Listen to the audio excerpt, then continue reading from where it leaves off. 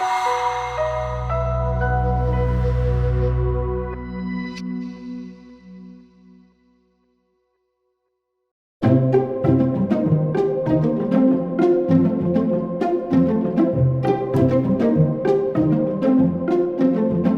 have never seen nor read The Lord of the Rings.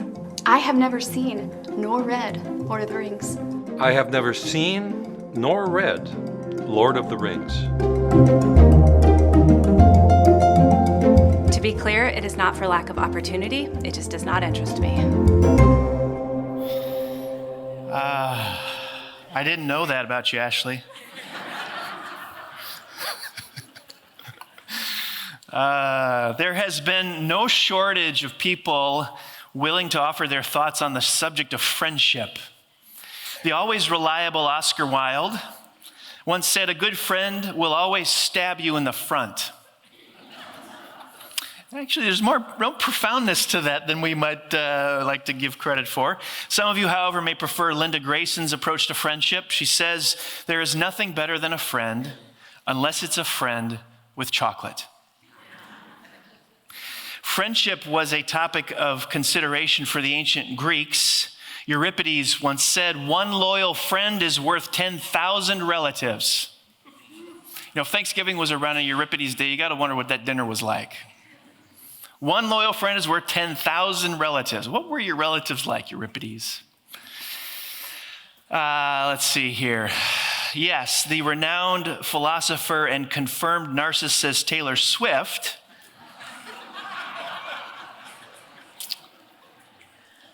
she's going to prove me right in just a moment here, views friendship like this. She says, "All you need to do to be my friend is like me." Henry Brooks Adams, very realistic about friendship. Every man should have a fair-sized cemetery in which to bury the faults of his friends. Pretty good. Not sure who said this, but it does ring with a degree of truthfulness. Best friends know how crazy you are and still choose to be seen in public with you. And the always witty and deceptively profound Groucho Marx once said this of friendship. He said, "When you're in jail, a good friend will be trying to bail you out. A best friend will be in the cell next to you saying, 'Boy, that was fun.'"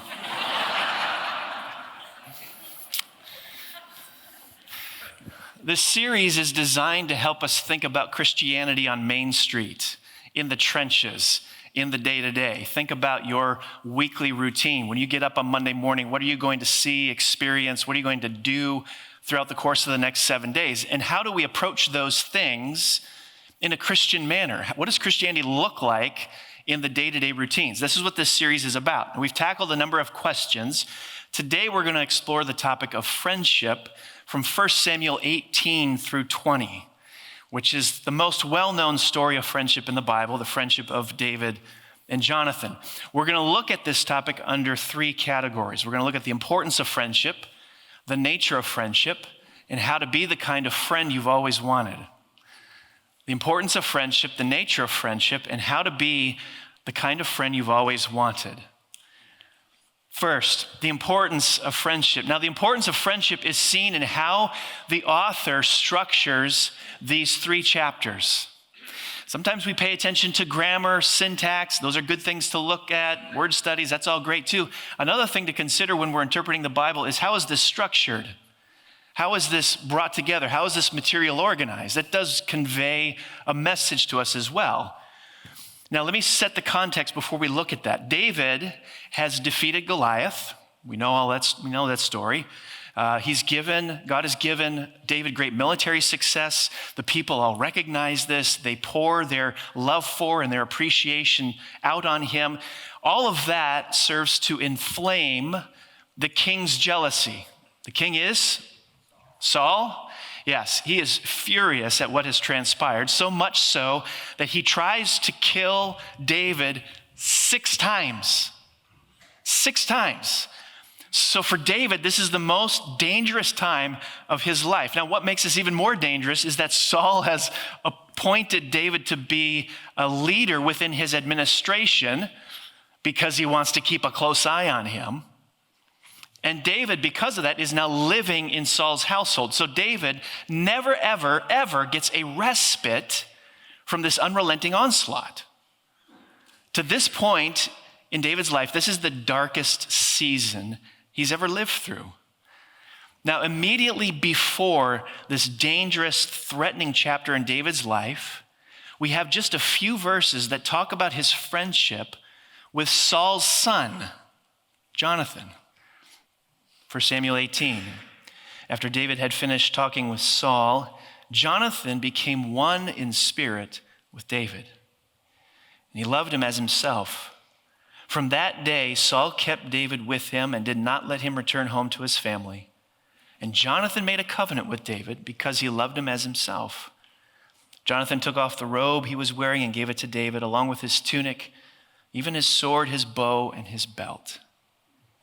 And then again, after this very dangerous chapter in David's life, we have more about his friendship with Jonathan. At the end of chapter 20, Jonathan said to David, "Go in peace, for we have sworn friendship with each other in the name of the Lord, saying, 'The Lord is witness between you and me, and between your descendants and my descendants forever.'" So what do we have? At the beginning of 18, at the end of 20, at the beginning of 18, we have this covenant making of friendship. Okay, that's at the beginning, right before this very dangerous chapter in David's life. We have the covenant making of friendship. And then at the end, we've got it again. We've got covenant renewal of friendship. And in between is the turmoil of David trying to survive Saul's rage. By arranging the material this way, what is the biblical author saying? David's friendship with Jonathan bookends David's hardship with Saul. Bookends. We might not be familiar with those objects anymore because everything's gone digital. Those are the things that are on bookshelves, the big heavy things that you put books in between and you smash it together. It keeps the books upright, keeps them from falling off the shelf. Everybody know this. If you're under the age of 30, maybe you don't. Bookends, they keep the books upright. The passages on friendship literally bookend David's life of turmoil that happens in between. In other words, David's friendship with Jonathan keeps him upright while he deals with Saul's murderous attacks. Now, most of us have not experienced someone trying to kill us, but life is full of difficulties. If you live long enough, you'll suffer. We're going to have extensive trouble in life. Because the writer structures the story the way he does, I think he's trying to show us the importance of friendship for those seasons of life. It's friendship that keeps you upright. It's friendship that keeps you from falling over during times of suffering and adversity. There have been numerous studies conducted on the influence of friendship on one's health. The Atlantic did a study published under the title, "What Makes Us Happy?" One of the conclusions reached is that, contrary to conventional wisdom, it isn't stuff that makes us happy. It's not stuff that makes us happy. Their conclusion from their study is that happiness is directly attributed to close friendships. The New York Times published an article entitled, "The Island Where People Forget to Die," which discusses life on the little-known island of Icaria in the Aegean Sea. Life expectancy rates on that island are substantially higher than in the United States. Obviously, numerous factors probably play into that, but the writer of this piece contends strongly that the social structure, the way relationships and friendships are formed and nurtured, is unlike what we have here.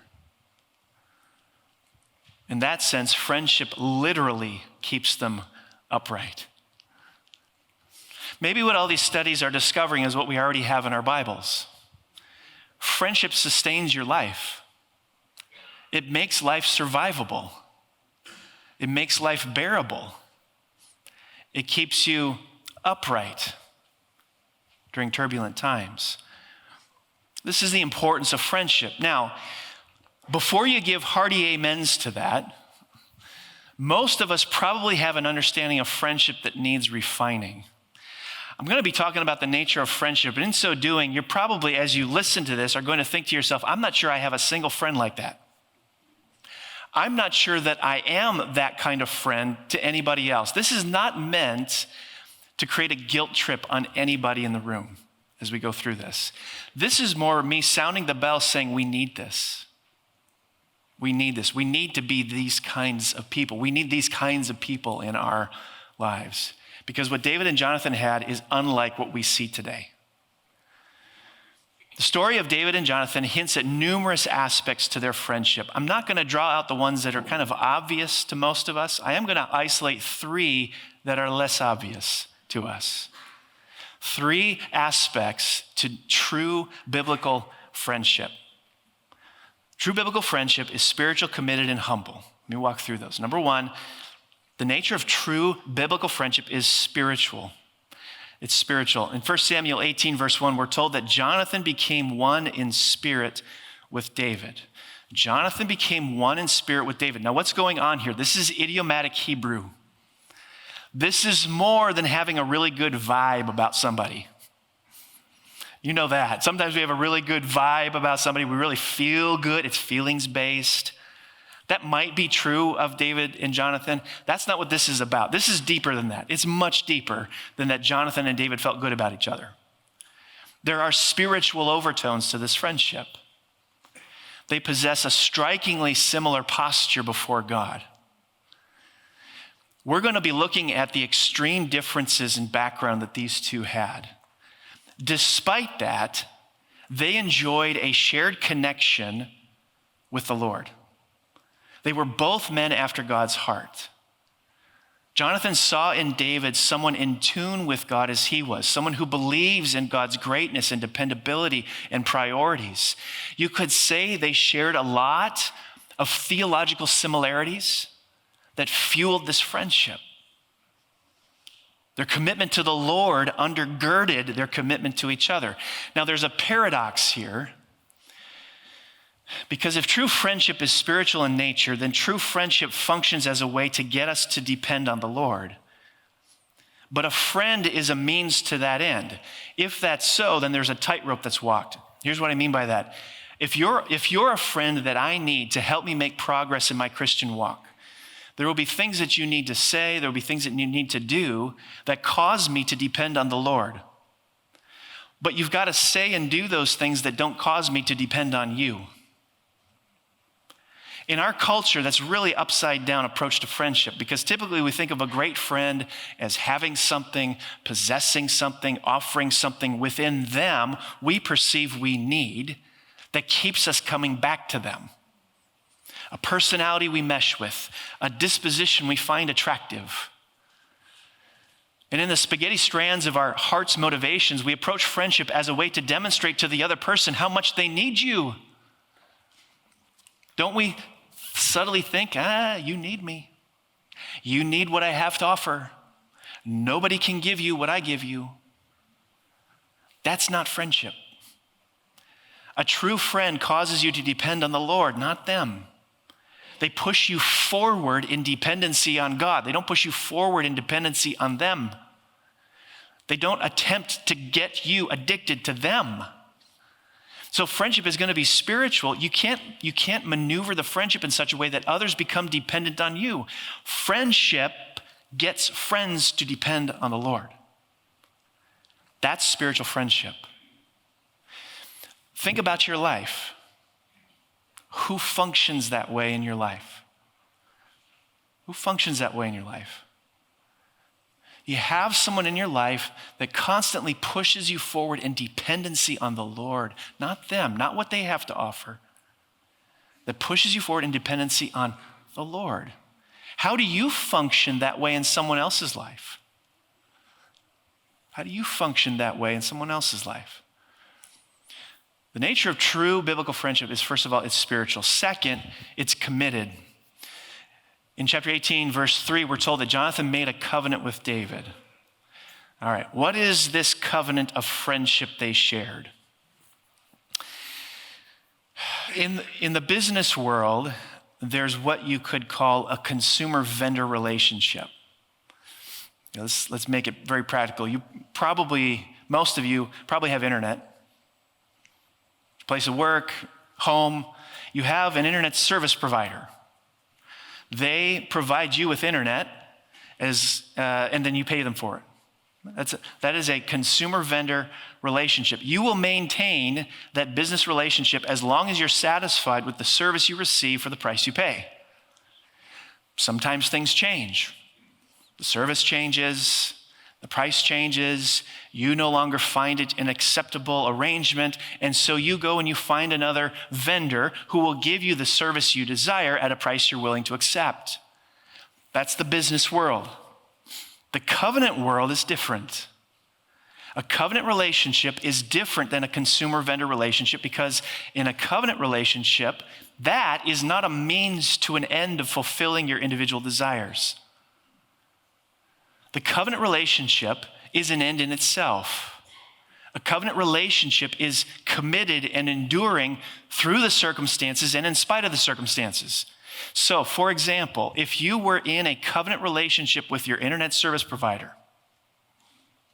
you would remain in that relationship regardless of the service they offer and the price they charge. Why? Because in a covenant, it's not about satisfaction of personal desires. It's about maintaining the relationship. The service can change, the price can change, but the relationship cannot. David and Jonathan's friendship is a covenant friendship. In a covenantal friendship, your individual needs are put below your responsibility for the relationship and the thriving of the other person. Your needs come second, the relationship and the other person comes first. For so many years, I know it's hard to imagine, but for so many years, that's how family relationships and friend relationships functioned. It really is. But increasingly, and academicians and sociologists have been noting this now for years, consumer-vendor relationships are taking over the landscape of families and friends. Notice the rise of cancel culture within families. Family relationships, friend relationships, religious relationships are all done today on a cost-benefit analysis. If I'm getting my needs met, I'm happy to stay in the relationship. But if not, I'm out of here. Once upon a time, there was a commitment to the relationship regardless of what goods and services one was getting out of that relationship. So what's the point of all this? Well, the point is this: consumers are not friends. Consumers are not friends. We need friends, not consumers. Think about Jonathan. The moment he enters into this covenant with David, remember, it happens at the beginning, before the 6 attempts on David's life. The moment he enters into this covenant with David, he starts incurring costs. Saul, the man who makes these attempts on David's life, is Jonathan's father. Saul's vitriol for David puts Jonathan in a very difficult position. None of his needs are being met. He's stuck between a rock and a hard place. These are perfect conditions for him to get out, but he doesn't. His needs, his desires are not as important as the thriving and flourishing of David. His needs are not as important as the friendship. Biblical friendship is covenantal in nature. So true friendship, spiritual friendship, biblical friendship is spiritual. A true friend helps you rely on God, not them. True friendship is committed. It's covenantal in nature. Your needs are not as important as the thriving of the other person or the permanence of the friendship. And third, true friendship is humble. True friendship is humble. Jonathan takes off his royal wardrobe. You notice that? He took off his royal wardrobe. He took off his royal armament, and he gives them to David. That is an incredibly powerful gesture. He's making a costly sacrifice. David was a nobody. He's not the oldest brother. He's not the strongest. He's not the best looking. He's the short runt towards the end of the litter. Jonathan is the son and heir of Saul. Jonathan and David are very much opposite. They have no business being friends. Jonathan is from the palace. David's from the field. Jonathan is educated. David is not. Jonathan's from the right kind of family. David is not. Jonathan is a soldier. David is a shepherd. Catch this. Jonathan is probably 30 years David's elder. If you read it carefully and you do the math, they're not even close to being the same age. So it says that Saul reigned for 40 years. David was 30 years old when he began to reign. This means David wasn't even born when Saul began to reign. 1 Samuel 13, towards the beginning of Saul's reign, his son Jonathan is already a leader in the military.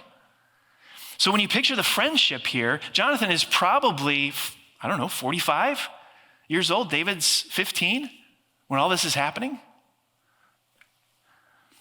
So this 45-year-old son of the king, heir apparent to the throne, soldier, well-educated from a royal family in his prime, when he sees God is with David, he gets off his throne for a shepherd teenage boy from a rural, uneducated family.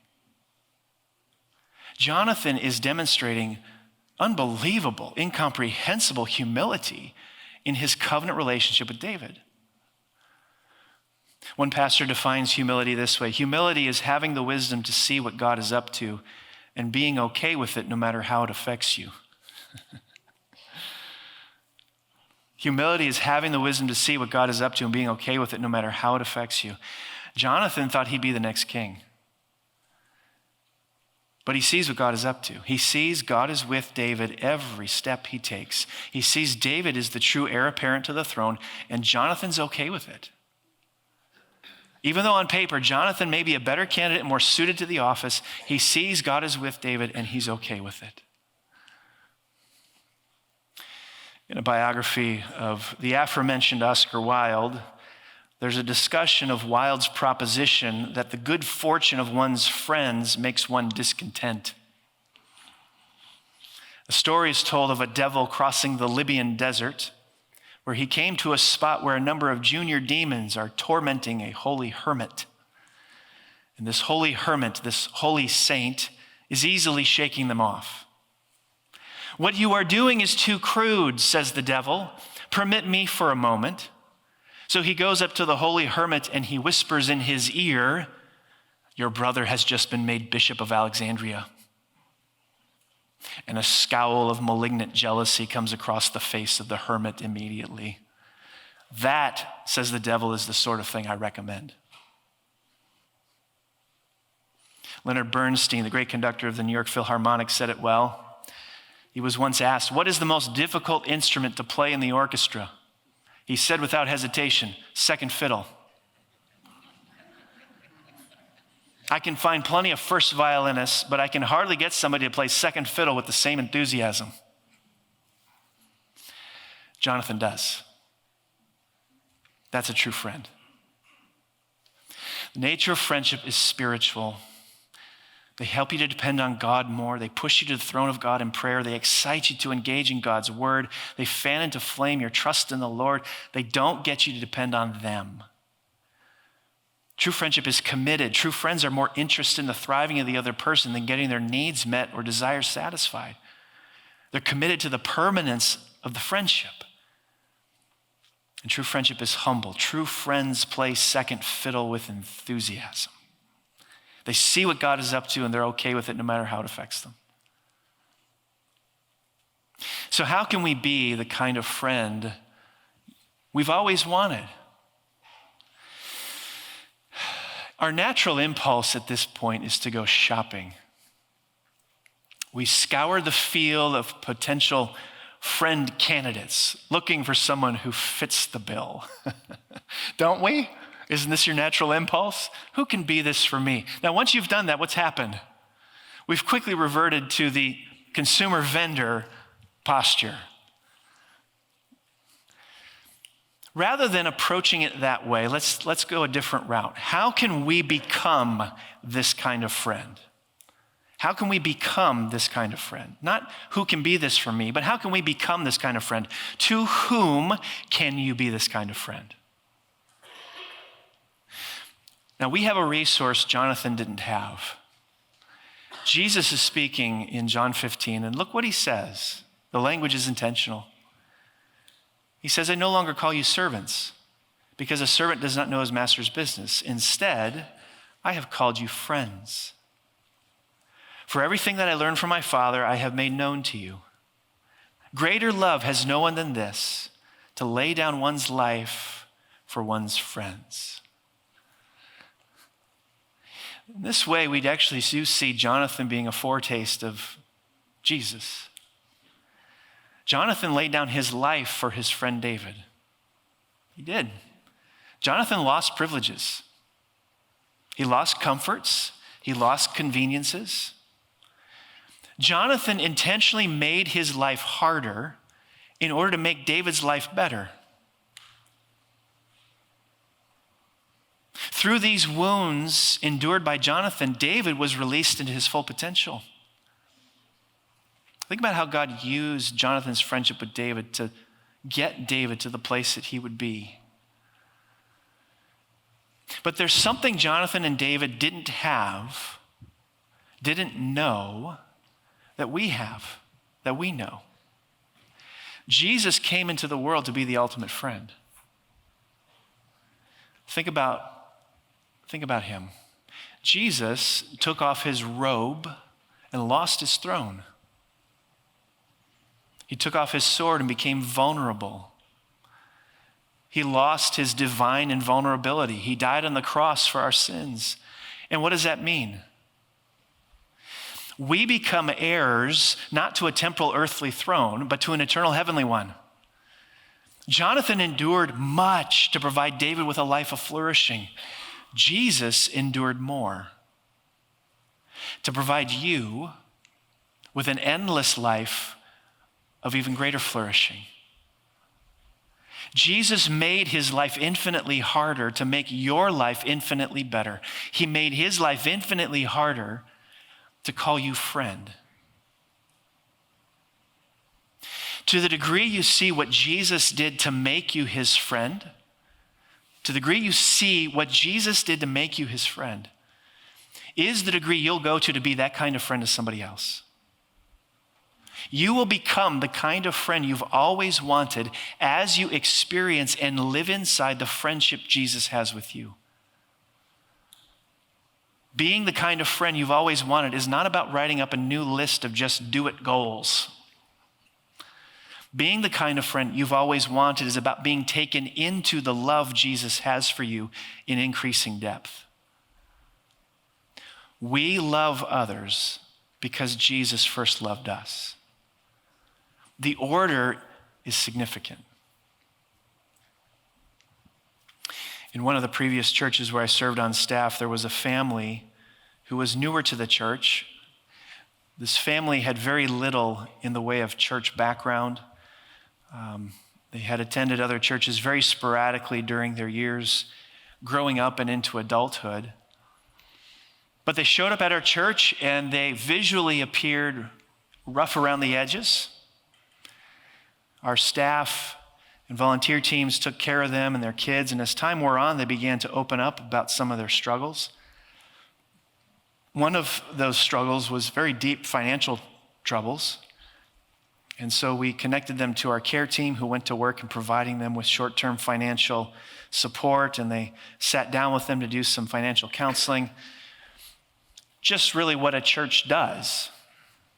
Little did I know that in those moments, the deep impact that would have on them. They were so blown away by this, so surprised by it, it radically transformed this family. They began attending more and more frequently. They got involved. They began having their antennae up for families who were in this predicament that they knew so well.